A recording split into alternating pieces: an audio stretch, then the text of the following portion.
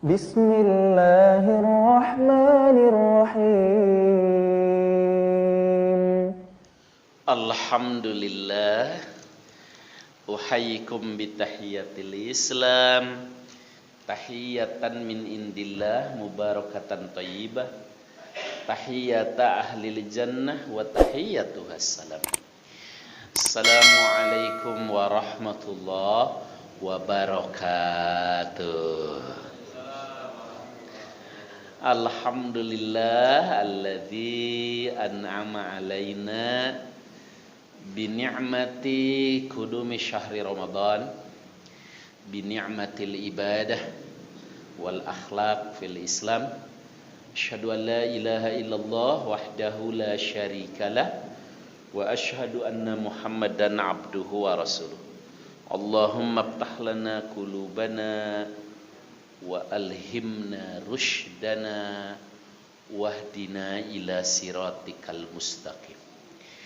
Faqala ta'ala a'udzu billahi as-sami'il 'alim minasyaitonir rajim. Ya ayyuhalladzina amanu ittaqullaha haqqa tuqatih wa la tamutunna illa wa antum muslimun, amma ba'du. Terima kasih kesempatan yang diberikan Bapak-bapak dan saudara-saudara jamaah maghrib, jamaah ngaji kitab Al-Adabul Mufrad, jamaah yang saya cintai, yang disayangi Allah Subhanahu wa taala. Bersyukur kita kepada Allah. Malam ini adalah malam ke-23. Jadi nampaknya ini adalah terakhir kajian kita sebelum Ramadan. Karena insya Allah malam Selasa yang akan datang itu sudah malam pertama kemungkinan besar. Ya, kalau menurut hitungan hisab hakiki sih puasa mulainya Selasa. Berarti Syaban hanya 29 hari. Tapi kalau nunggu ru'yat kemungkinan puasa baru mulai hari Rabu. Jadi Sya'bannya digenapkan 30 hari. Karena apa? Karena saat matahari terbenam, ketinggian hilal itu hanya kurang lebih 2 derajat saja. 2 derajat itu 50-50, mungkin bisa diru'yat, mungkin tidak. Jadi akhirnya menunggu keputusan majelis ulama ya setelah menerima laporan hasil ru'yat. Tapi kemungkinan besar itu ada yang bisa melihat sehingga kalau cerah, sehingga kemungkinan besarnya hari Selasa yang akan datang kita mulai saum. Nah, di malam ya sama dengan di penutupan sementara sampai Ramadan ini kita akan lanjutkan ya kajian mengenai memelihara yatim. Dan sekarang jadilah ayah yang penyayang bagi anak yatim. Kita tahu bahwa anak yatim itu ya definisinya adalah anak yang tidak memiliki ayah. Tapi kalau sekarang banyak yatim yang lebih parah. Karena kalau yatim dulu orang yang tidak memiliki ayah karena ayahnya meninggal. Kalau sekarang banyak yatim yang ayahnya sih ada tapi entah di mana. Ada juga yang tidak jelas ayahnya siapa. Terlepas dari apa penyebabnya, kita diperintahkan untuk menjadi ayah bagi anak-anak yatim, masya Allah. Ya, sebagaimana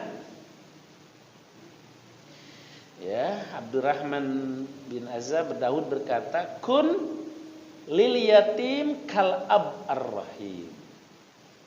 Wa'lam annaka kama tazra'u kadzalika tahsud ma akbahal faqru ba'dal ghani wa akthar min dalik aw akbah min dalik ad-dalalah ba'dal huda wa idza wa'adta sahibak panjazlahu ma wa'adta fa in la tam'al yurithu bainik wa bainahu adawa wa ta'awad billahi min sahibi anna dzakarta lam tu'inka wa inna sita lam yudhkarka.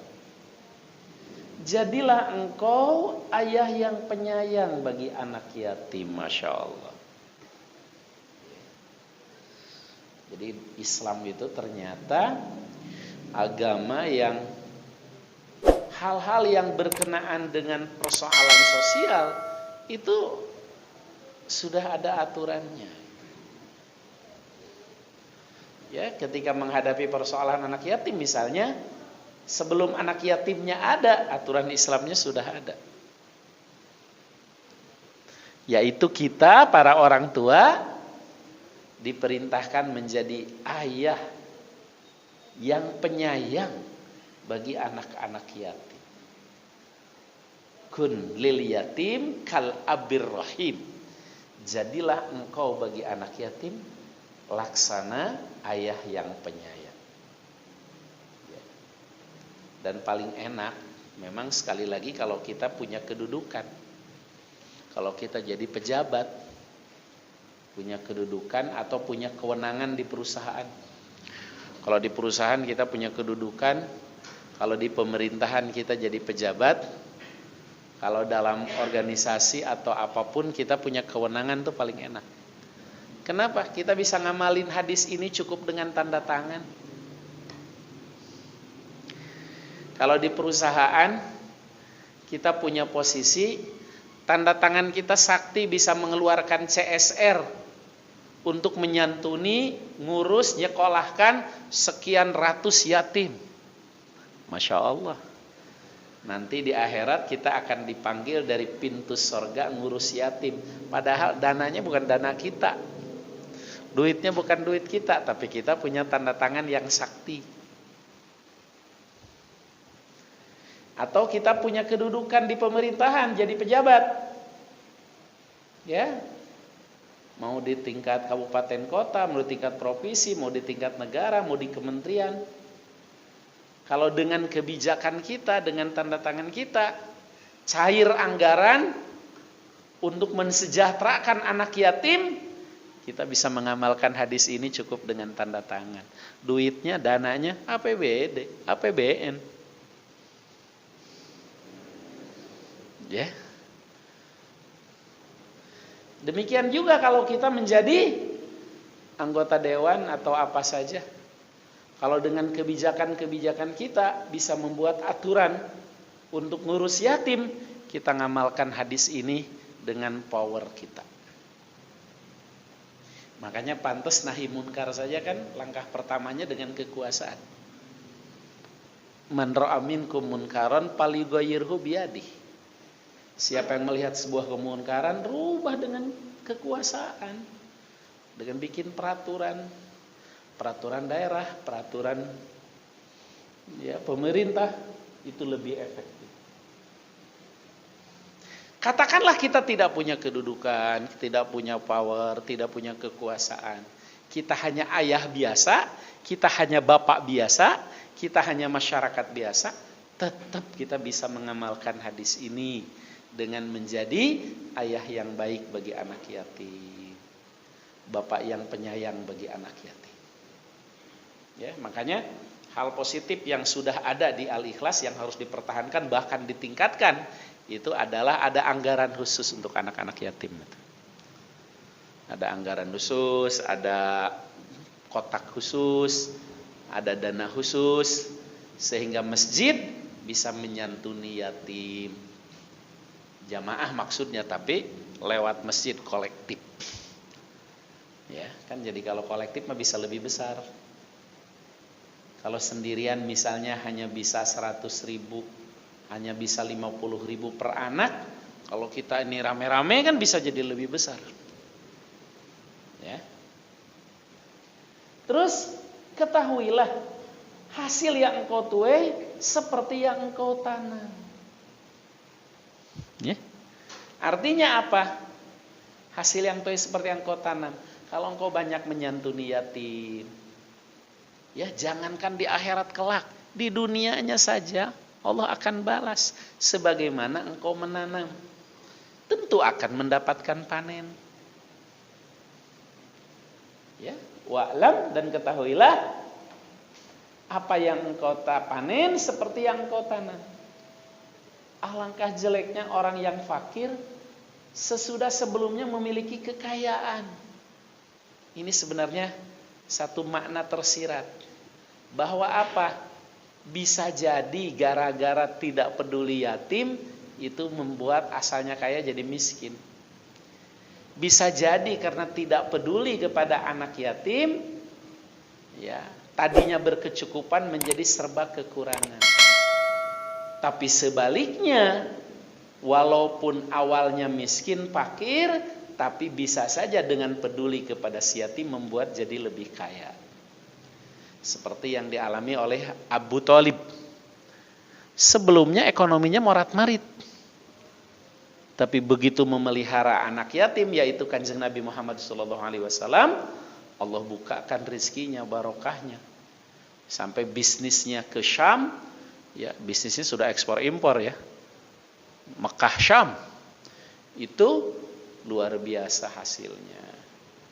Demikian juga yang dialami oleh Halimah Sa'diyah. Kambing-kambingnya tiba-tiba gemuk-gemuk menjadi ada air susunya. Jadi kalau mau mencari dalilnya mana ini, ya. Alangkah jeleknya orang yang fakir sebelumnya memiliki kekayaan. Artinya apa?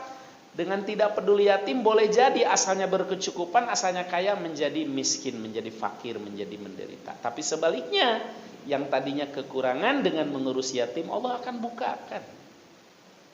Itu di dunia, belum di akhirat kelak. Maka tidak ada alasan, saya mau boro-boro ngurus yatim atau Ustaz. Anak yang ada aja gak keurus. Nah, gak ada lagi alasan begitu. Justru dengan ngurus yatim menjadi barokah.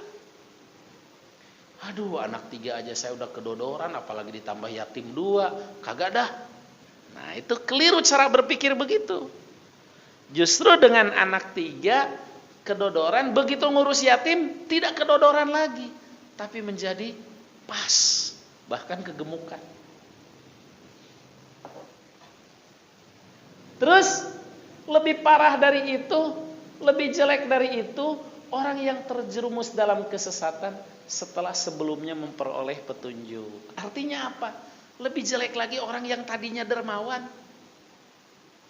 berubah menjadi pelit. Ya. Yang tadinya dia suka berbagi malah berubah menjadi pelit. Kalau kepada orang lain saja kita peduli, harusnya apalagi kepada anak yatim. Ya, apalagi kalau yatim itu masih saudara kita, masih ada hubungan rahim. Jika engkau berjanji pada temanmu, penuhilah janji tersebut. Jika tidak, hal itu akan melahirkan permusuhan di antara kalian. Berlindunglah kepada Allah dari teman yang jelek, yaitu teman yang tidak membantumu ketika engkau teringat untuk melakukan kebaikan dan tidak mengingatkanmu ketika engkau lupa mengamalkan kebaikan. Ya, jadi ketika mau ngurus yatim itu harus berteman dengan orang yang memang punya visi yang sama. Oh, bagus loh lu ngurus yatim, gue bantuin dah atu-atu deh, lu satu gue satu. Jangan lah, ngapain lu ribet ngurus anak orang, bapaknya aja nggak tahu kemana, ngapain lu repot-repot. Nah, itu teman yang jelek. Teman yang baik adalah, bener dah, kita urus deh yatimnya deh, lu satu gua satu dah. Itu teman yang baik. Ya, mengingatkan ketika melakukan kebaikan, membantu melakukan amal soleh, dan menegur kita ketika kita tidak melakukan kebaikan. Kalau lu cuek aja, itu yatim siapa yang ngurus kalau bukan kita? Yuk ambil atu-atu. Nah, itu teman yang baik. Jadi teman yang baik itu bukan selalu yang membenarkan apa yang kita lakukan, tapi selalu mengingatkan kalau kita keliru, meluruskan jika kita bengkok, ya, dan menyemangati ketika kita hendak beramal. Ya. Itulah teman yang baik. Tapi tentu ngingetin teman itu juga ada adabnya, ada etikanya. Nggak boleh ngingetin depan umum, teriak-teriak lagi. Karena kita itu mau mengingatkan, bukan mempermalukan. Kita mau mengingatkan saudara kita, bukan mempermalukan saudara kita. Lanjut nak. Asma bin Ubaid berkata, saya berkata kepada Ibnu Sirin, indi yatim, saya ngurus anak yatim. Apa yang harus saya lakukan? Isna bihi matasna'u biwaladik, idribhu matadribu waladak. Perlakukan ia seperti engkau memperlakukan anakmu. Ya, bahkan dalam hal mendidik, ketika harus dipukul, pukul pendidikan. Ya kayak kamu anak aja. Anak sendiri kalau salah kita jewer. Anak sendiri pun kalau keliru kita tegur. Anak sendiri pun kalau salah kita benerkan. Begitu pula terhadap anak yatim. Jadi ngurus anak yatim itu tidak berarti nyaah dulang, kata orang Cianjur. Nyaah dulang itu hanya sayang soal perutnya aja. Enggak. Bukan hanya soal perutnya, pakaiannya, tapi juga pendidikannya, ibadahnya, akhlaknya. Kalau anak kita subuh dibangunin, nggak bangun aja kita siram, anak yatim juga begitu. Kalau nggak bangun, dibangunin nggak bangun, siram juga. Jangan nggak enak anak yatim. Salah, nanti dia nggak mau sholat subuh. Biar bangun juga. Jadi ngurus anak yatim tuh seperti matasna'u biwaladik, sebagaimana engkau lakukan kepada anakmu. Anakmu kalau puji engkau, anakmu kalau melakukan kebaikan engkau puji, engkau apresiasi. Anakmu ketika melakukan hal-hal yang baik engkau berikan hadiah. Ketika anakmu melakukan kesalahan engkau tegur. Ketika melakukan pelanggaran ada kalanya dijewer, ada kalanya dibentak. Kepada yatim juga begitu. Tidak berarti bahwa sayang kepada yatim kemudian salah tidak ditegur. Tidak berarti sayang kepada yatim enggak sholat subuh dibiarkan. Enggak. Maka isna matasna biwaladik, idribu matadribu waladak. Lakukan sebagaimana engkau memperlakukan anakmu. Kalau perlu dipukul, pukul. Kalau perlu dijewer, jewer. Tapi ketika dia berprestasi, berikan apresiasi, berikan pujian, berikan hadiah. Ya kayak kita ke anak kita aja. Jadi simple kalau dalam Islam itu, ngurus yatim itu adalah seperti kepada anak kita. Dan insya Allah rasa sayang itu nanti akan tumbuh dalam hati. Kan rasa sayang mah pemberian para jamaah. Ya, rasa sayang ke anak itu pemberian Allah. Coba rasakan deh, kita sama anak kita aja beda. Ya Pak Haji, kalau punya anak 5, itu mesti ada salah satu yang rasa sayang kita tuh lebih. Entah anak bungsu, entah anak kedua, entah anak pertama. Semuanya sayang, tapi biasanya ada salah satu yang kita lebih gitu. Karena itu memang sesuatu yang sifatnya anugerah. Pemberian. Ya. Jadi jangan takut, aduh Ustaz, kalau ngurus yatim aneh takutnya nggak sayang. Enggak. Kalau sudah diperlakukan seperti anak kita, rasa sayang itu akan tumbuh. Bahkan biasanya kalau anak yatim udah diurus kayak anak kita, biasanya wajahnya juga jadi mirip belakangan. Ya kan? Coba deh. Kok jadi mirip wajahnya? Bahkan ya kecuali kalau antum ngambil yatimnya dari Nusa Tenggara Timur sana, lain cerita. Tapi biasanya itu jadi mirip. Rasa sayangnya tidak kurang sebagaimana sayang kepada anak kita, dan biasanya juga jadi mirip. Dan hal yang insya Allah akan dirasakan oleh kita semua itu rezeki kita barokah.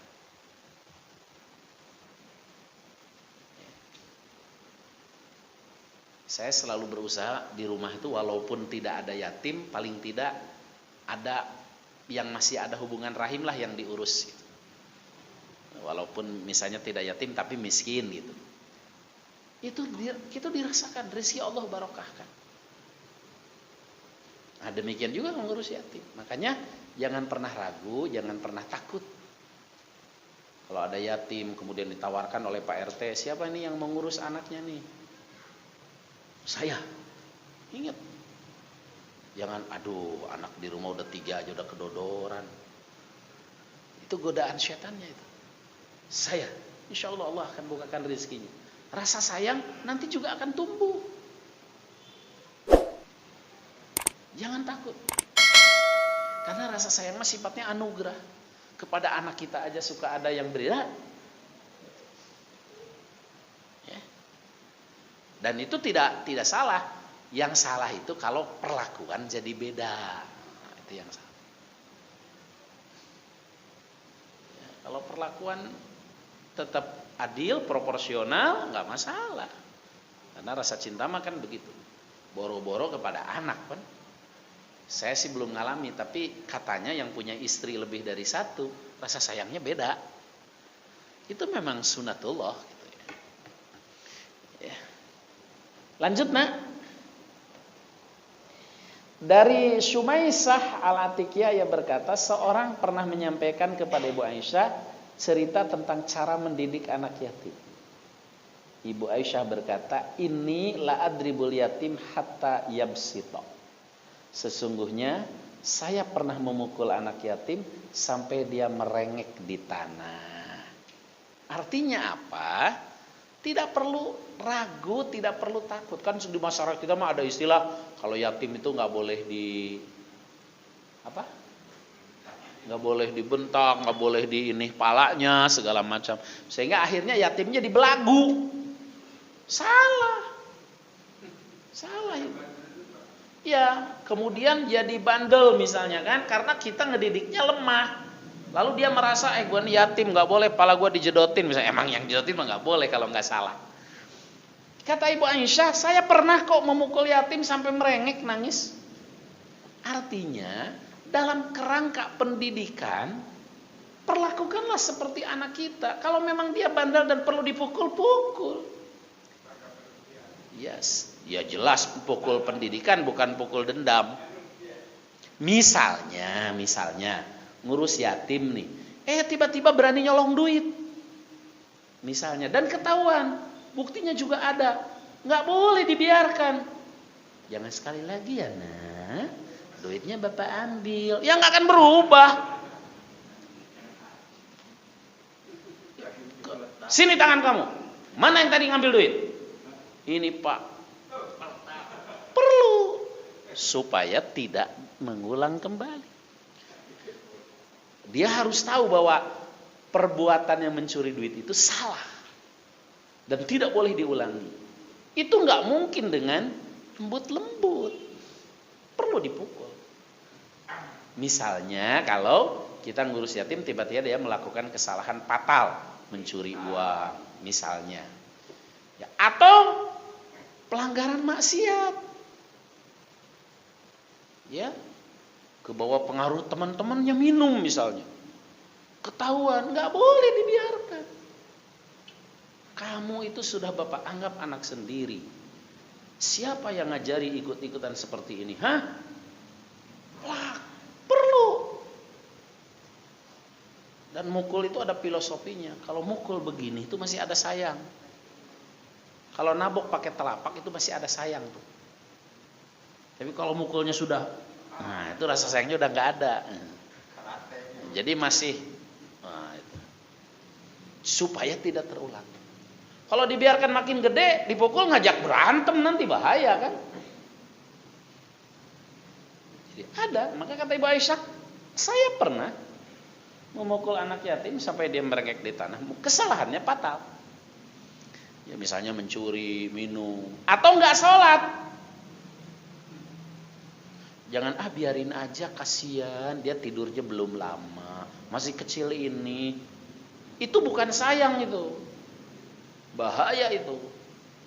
Kalau bagi kita sholat itu hal yang pokok. Kalau perlu siram. Bikin aturan pokoknya.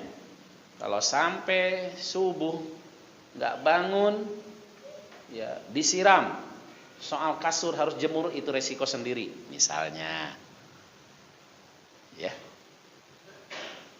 Jadi pemahaman bahwa yatim itu nggak boleh diusap palanya, ya, dan segala macam, keliru.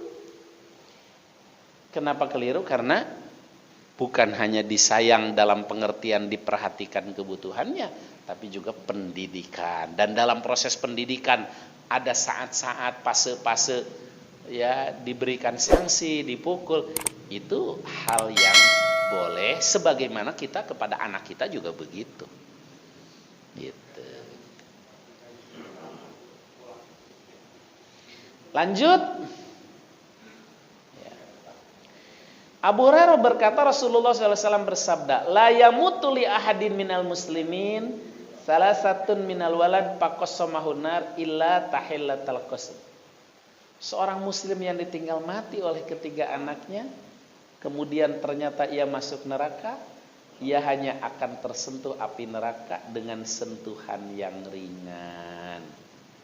Ya, ini menunjukkan betapa bahwa sabar atas musibah itu dapat mengurangi dosa-dosa, bahkan menghapus dosa-dosa. Lanjut, Nak. Dari Abu Hurairah ia berkata, ada seorang wanita mendatangi Rasulullah SAW dengan membawa seorang anak. Ud'ullah lahu faqad dafantu thalatha. Berdoalah kepada Allah karena sesungguhnya aku telah ditinggal wafat oleh ketiga anakku. Rasulullah SAW kemudian bersabda, ihtadarti bihidari syadidin minan nar. Engkau telah memagari diri dengan pelindung yang sangat kuat agar terhilang dari api neraka. Jadi orang tua yang sabar ketika ditinggal mati oleh anak yang masih kecil, itu dapat menjadi perisai, penghalang, pagar dari api neraka. Tentunya kalau sabar. Makanya suka ada istilah kan, kalau orang yang anaknya meninggal masih kecil itu dibilang celengan. Ya. Punten.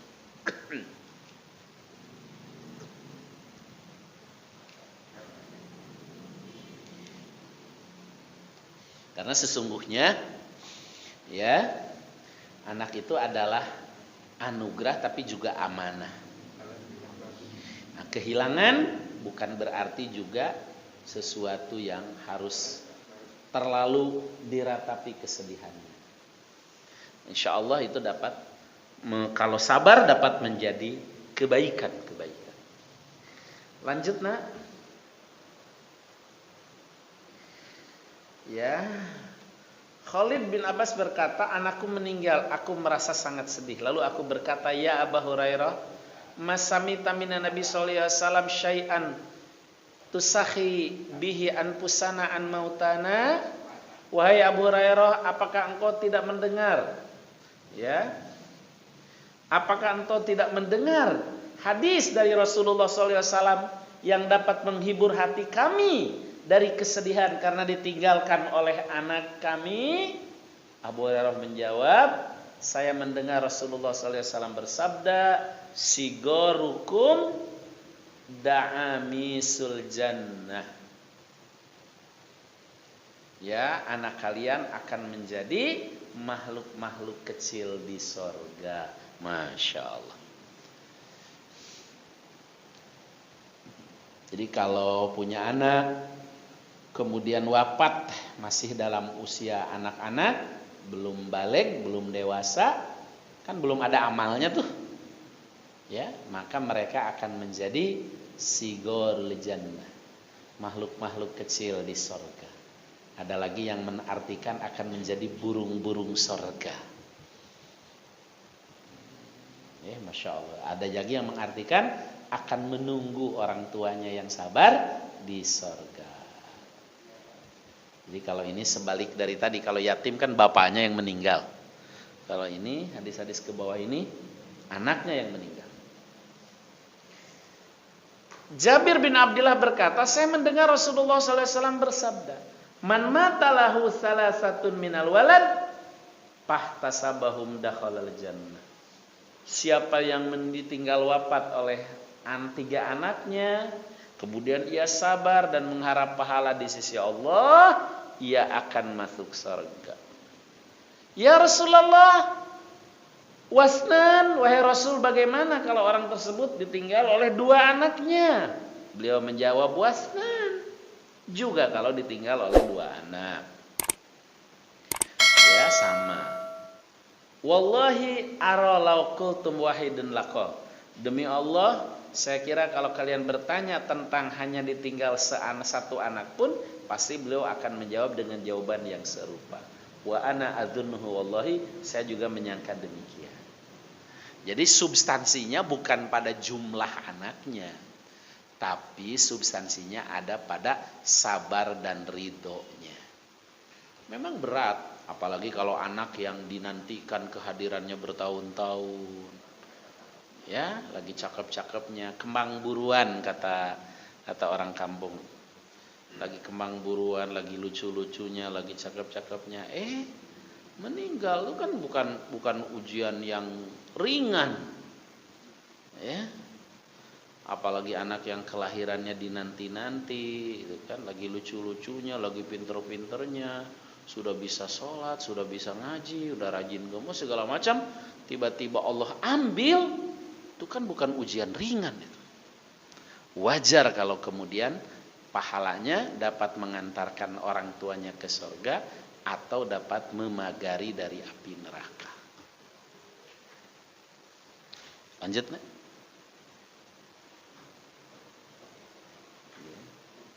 Abu Hurairah berkata, seorang wanita mendatangi Rasulullah SAW bersama seorang anak. Ya Rasulullah, inna lanaqduru alaika fi majlisik fawa'idda yauman na'tika fi. Wahai Rasulullah, kami tidak mampu untuk senantiasa mengikuti majelismu. Tetapkanlah suatu hari di mana kami dapat menemui untuk belajar di saat itu. Rasulullah SAW menjawab, mau'idukunna baitu fulan. Tempat yang biasa aku kunjungi untuk bertemu dengan kalian para wanita adalah rumahnya si fulan. Beliau lalu menemui mereka pada tempat yang dijanjikan. Beliau bersabda, ma min kunna imra'atun yamutu laha salasatun minal walad patah tasibuhum illa dakhalatil jannah. Seorang wanita yang ditinggal wafat oleh ketiga anaknya kemudian sabar dan mengharap pahala di sisi Allah, niscaya akan masuk surga. Awisnan, bagaimana kalau hanya dua ya Rasul? Rasul menjawab, awisnan, juga kalau ditinggal dua anak. Ya, terus nak. Ya. Hampir mirip dengan yang tadi ya. Jadi rupanya ya ibu-ibu tuh punya majelis khusus. Di masa Rasulullah SAW itu ada kelas ibu-ibu rupanya. Tadi disebutkan di rumah si fulan. Ya, jadi bukan hanya kelas para sahabat bapak-bapak, juga ada kelas ibu-ibu. Ummu Sulaim berkata, saya pernah berada bersama Rasulullah SAW di mana beliau bersabda, ya Ummu Sulaim, ma min muslimin yamutu lahum salasatu aulad illa adkhalahumal jannah bifadli rahmatihi iyyahum. Wahai Ummu Sulaim, setiap orang tua muslim yang ditinggal wafat oleh ketiga anaknya, niscaya Allah akan memasukkan keduanya ke dalam surga karena rahmatnya kepada mereka. Lalu aku berkata, kata Ummu Sulaim, wasnan, bagaimana kalau hanya dua? Wasnan, juga dua. Ya. Jadi ini hampir serupa dengan tadi hadisnya. Sa'sa'ah bin Muawiyah pernah bertemu dengan Abu Dzar membawa kirbah. Lalu berkata, malaka minal walad ya Abu Dzar? Mengapa engkau tidak ada anak yang bantuin bawa air wahai Abu Dzar? Abu Dzar menjawab, ala uhdisu? Maukah engkau kuberitahu? Saya menjawab, mau. Saya mendengar Rasulullah bersabda, ma min muslimin yamut lahu salasatun minal walad lam yamlugul hilm illa adkhalahul jannah bifadli rahmatihi yahum. Wa ma min rajulin a'taqa musliman illa ja'alallahu azza wa jalla kulla adin minhu likulli adin min. Setiap muslim yang ditinggal wafat oleh ketiga anaknya yang belum balik, Allah akan memasukkannya ke dalam surga karena rahmat Allah. Setiap orang yang membebaskan seorang muslim, niscaya Allah akan menjadikan setiap anggota tubuh yang dibebaskan sebagai pembebas api neraka bagi anggota tubuh yang membebaskannya. Masya Allah, ini pahala memerdekakan seorang budak ya. Terus nak, Waktunya habis. Man mata lahu salasah lam yalugul hun, hampir sama dengan tadi. Ya, intinya orang tua, kalau tadi yatim kan anak yang hidup, orang tuanya yang meninggal. Yang ini sebaliknya, orang tua yang kehilangan anak.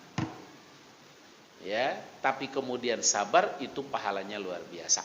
Pertanyaannya, kenapa dikaitkan dengan yatim? Jawabannya, inilah sebenarnya rahasianya. Ya, ngurus yatim sebagai salah satu cara mengobati kehilangan anak bagi mereka-mereka yang sempat punya anak kemudian wafat. Itu maksudnya. Saya ulangi, memelihara yatim, mengurus yatim adalah salah satu cara mengobati bagi para orang tua yang pernah punya anak lalu ditinggal wafat. Udah pahala surga dapat, terpelihara dari neraka, dia dapat pahala ngurus yatim pula. Masya Allah. Indah Islam ya. Demikian, subhanakallah bihamdik, asyhadu an la ilaha illa anta astaghfiruka wa atubu ilaik. Ya, insyaallah di bulan Ramadan itu ada sekali kita ngelanjutin al-adabul mufrad, yaitu di kajian subuh insyaallah sekali. Assalamualaikum warahmatullahi wabarakatuh.